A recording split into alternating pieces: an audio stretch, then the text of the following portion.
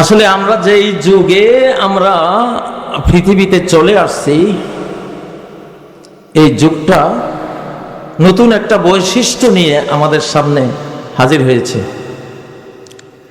নতুন বৈশিষ্ট্যটা হলো এই যুগটা 24 পরবর্তী শতাব্দীটা, হয়তো 1 শতাব্দী আমরা থাকবো না মুসলিমরা, এর আগেই দুনিয়া ছেড়ে চলে যেতে হবে ঈসা আলাইহিস সালামের আগমনের পরে।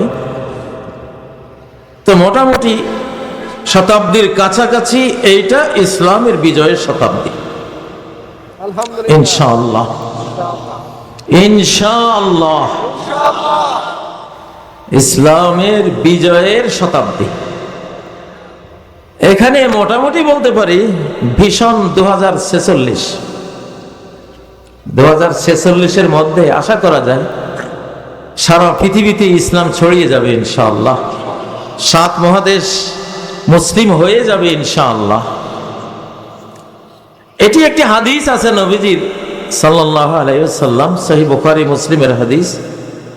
তিনি বলেছেন, আর রুইয়া সাদিকা জুজউন মিন 46 জুজআন মিনান নবুওয়া। সত্য স্বপ্ন হলো নবুয়তের 46 ভাগের 1 ভাগ। নবুয়তকে 46 ভাগ করেছেন উনি। এটা অতীত মুহাদ্দিসিনরা এক ধরনের ব্যাখ্যা দিয়েছেন, আমি একটু ভিন্ন ব্যাখ্যা দিই। ভিন্ন ব্যাখ্যা দেই এই জন্য যে যারা শেষ জামানার হাদিসের পাঠক বা ছাত্র, শেষ জামানার হাদিসগুলো তারাই বেশি বুঝবে, কারণ এটা তাদের যুগের, এই জন্য। তো নবুয়তকে 46 ভাগ যেটা করেছেন, অর্থাৎ নবীজি সাল্লাল্লাহু আলাইহি সাল্লাম 46-এর 1 ভাগ তিনি যাপন করে গেছেন 23 বছর।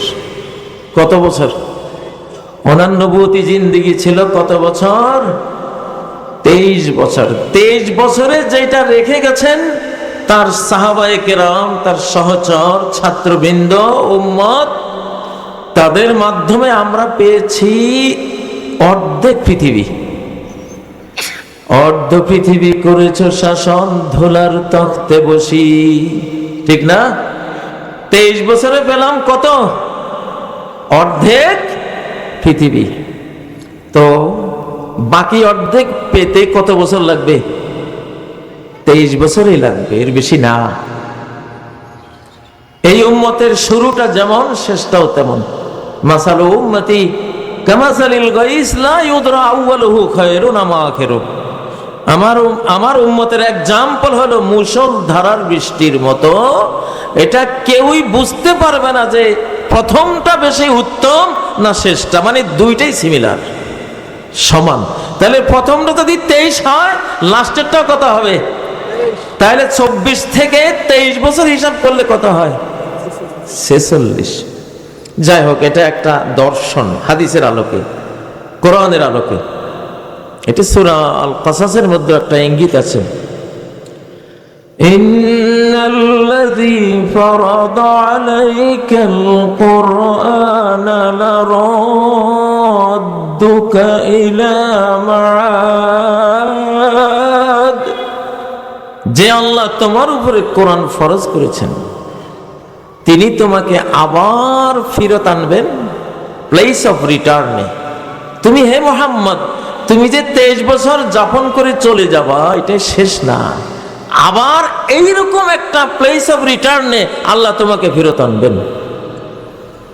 আমি আশা করি মুহাম্মদ সাল্লাল্লাহু আলাইহি সাল্লামের দ্বীনের, নবুয়তের, তার রেখে যাওয়া কোরআনের, সুন্নাহর, তার রেখে যাওয়া ইসলামের এখন আবার রিটার্ন আসার সময়, আলহামদুলিল্লাহ।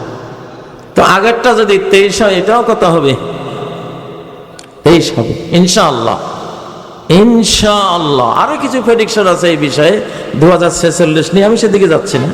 কিন্তু তো এগুলো যেহেতু যুগটা হলো হাইপারসনিক যুগ, এখন কি যুগ?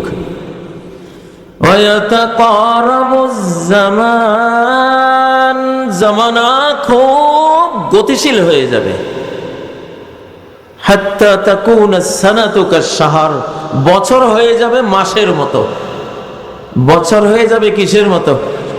মাসের মতো। 1 মাস সমান 1 বছর, 2 মাস সমান 2 বছর, 3 মাস সমান 12 মাস সমান 12 বছর। মানে এখন আপনি 1 বছরে 12 বছরের গতি আপনার থাকবে সব কাজে, সব ক্ষেত্রে।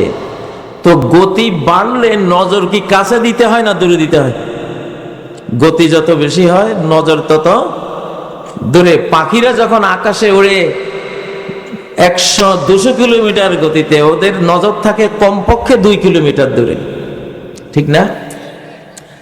তো আপনার যেহেতু গতি বেশি, এই জন্য নজরটা আমি 46 পর্যন্ত দিলাম আপনারে।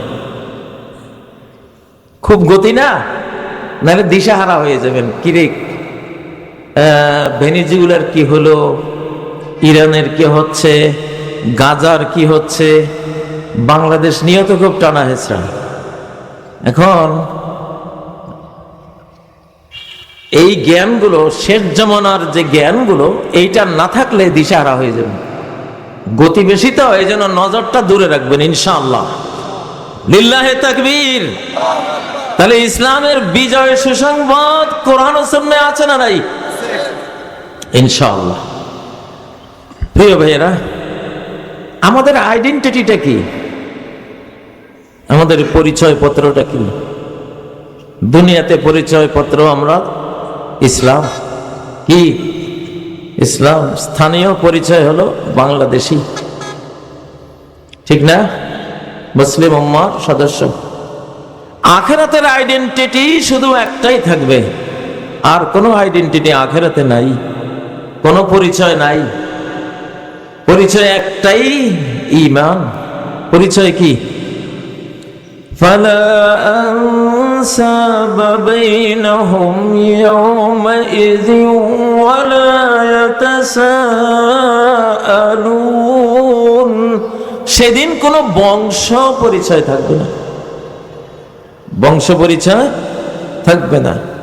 যেখানে বংশ তো হলো সবচেয়ে শক্তিশালী পরিচয়টা, ব্যক্তিগত পরিচয়, এটাই যেখানে থাকবে না, রাষ্ট্রের পরিচয় কই থাকবে? ভৌগোলিক পরিচয় উড়ে যাবে। শুধু পরিচয় থাকবে ঈমান আর গায়রে ঈমানের পরিচয়। ঈমান থাকলে আপনার মাকে চিনবেন, ঈমান না থাকলে মাকে চিনবেন না। ঈমান থাকলে বাবাকেও চিনবেন। যদি বাবার ঈমান থাকে, আপনারও ঈমান থাকে, তিনি আপনাকে চিনবেন, আপনিও তাকে চিনবেন। ঈমান যদি স্বামীরও থাকে, স্ত্রীরও থাকে, স্বামী স্ত্রীকে চিনবে, স্ত্রীও স্বামীকে চিনবে।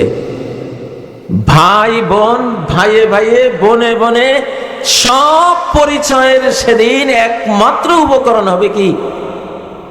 ঈমান। আল্লাহ বলেন সূরা তূরের মধ্যে, ওয়াল্লাযীনা আমানু ওয়াত্তাবা'আতহুম যুররিয়াতুহুম বিঈমান। যারা ঈমান এনেছে আর তাদের বংশধররা ঈমান সহকারে তাদের ফলো করেছে, একমাত্র এই 2টা শর্ত যদি পূরণ হয়, অর্থাৎ বয়োজ্যেষ্ঠ যারা, মুরব্বী যারা, তাদেরও ঈমান আছে, বয়কনিষ্ঠ যারা, তাদেরও ঈমান আছে, বাবা মায়ের ঈমান আছে, ছেলে মেয়েরও ঈমান আছে, তাহলে কি হবে? আল্লাহনা বিহিম যুররিয়াতাহুম, আমি ওই মা বাবার সাথে তাদের ছেলে মেয়েকে আমি একসাথ করে দেব। আমাদের পরিচয়টা কি? ঈমান। আচ্ছা, আলহামদুলিল্লাহ।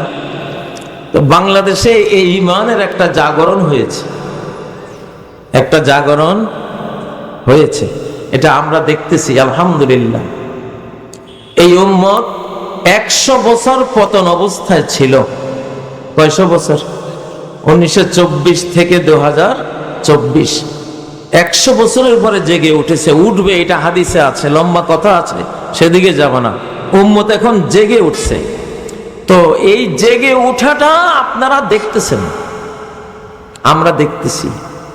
আমরা ডাকসুতেও দেখলাম, জাকসুতেও দেখলাম, রাকসুতেও দেখলাম, চাকসুতেও দেখলাম, আজকে মনে হয় আরেকটা দেখলাম নাকি? হ্যাঁ হ্যাঁ হ্যাঁ হ্যাঁ, দেখেন আমি না শুনেই কিন্তু ধারণা করেছি এটা হবে। আমার সাংবাদিকতা হলো কোরআন আর সুন্নাহ থেকে। আপনাদের কোন সাংবাদিক কি কইলো ওইটা অনেক সময় না জানলেও চলে। আমি একটা জিনিস ফলো করি, ইবনে আব্বাসের একটা কথা, লাউ ফাকাততু ইকানান লাওয়াজাদতুহু ফি কিতাবিল্লাহ। আমি যদি একটি রশি হারাই তাহলে এই রশিটা আমি খুঁজবো রাস্তাঘাটে নয়, কোরআনের মধ্যে।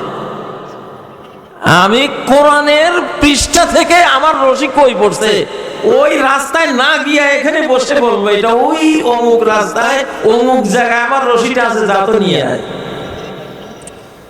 সুবহানাল্লাহ। আমার শেখ তারেক মুনাওয়ার আছে, যুবক তো, বুড়ারা একটু জওয়ানদেরকে কিছু এরকম কাহিনী শোনার লাগে, তাইলে ওরা জজবায় আসে।